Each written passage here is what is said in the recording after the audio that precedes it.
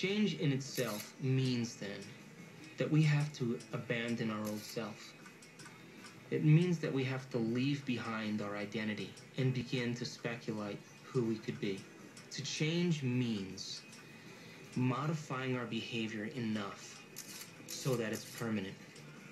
So if somebody is characteristically responding in the same way over and over again, and that person wants to change the way that they're responding, it requires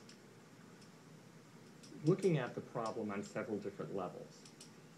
Sometimes it requires understanding that emotional pattern and connecting the parts of the nervous system that are about emotional survival and cognitive appraisal, and working through the emotional stuckness. That's why I suppose there's so many different types of therapies. There's therapies that are geared more at looking at emotions, more at looking at cognitions, more looking at behavioral ways you can help yourself to get out of a pattern.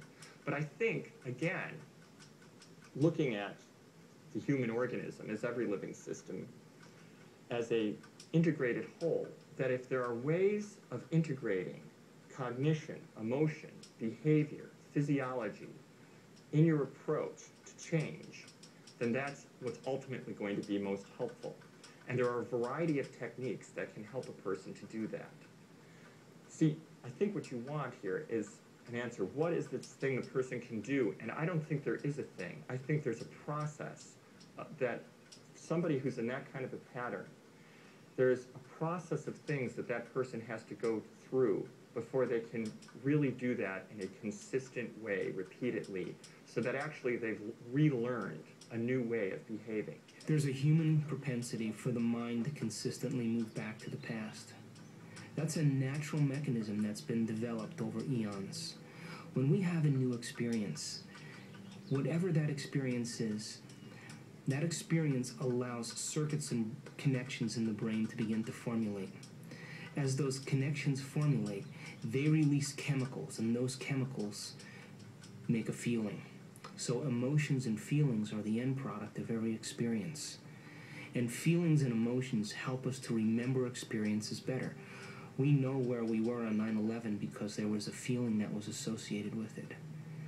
Now, what typically happens for most people when they have a novel or a new experience, they repeat that experience over in their mind again. It's a natural propensity. And the reason we do that is because if we can fire those circuits over and over again, by the act of repetition, we can remember them. So we learn from an experience. Learning is making new connections. Remembering is maintaining those connections. And so there's a natural order in which we review something in order to remember it. Now, the problem is with most people is that they become so immersed in the feelings of certain experiences is that feelings become the means of thinking. In other words, feelings determine their thinking. When that happens, we only are living from the past because by definition, feelings are associated to some past event. So if we determine our future based on a feeling, what we're really saying is, I'm trying to create a future situation from a past situation.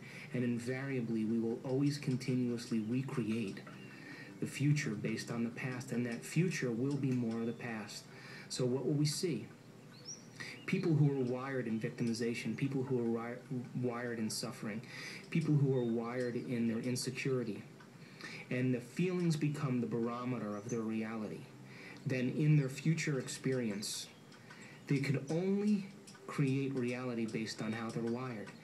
They'll recreate the victimization in their life because it's all that they know. In order to create a new future, we have to leave the feelings of the past behind. We have to abandon the way in which feeling is the means of thinking. And when we're able to do that, we're breaking the association and the neurological networks that are attached to that thinking and feeling mechanism so that we're focusing on an abstraction, an idea, a concept, a dream that we haven't yet experienced because it has no emotion, but it's something that we would like to experience. And that process of being able to abandon the means of feeling for a future potential, is the greatest test for the human being.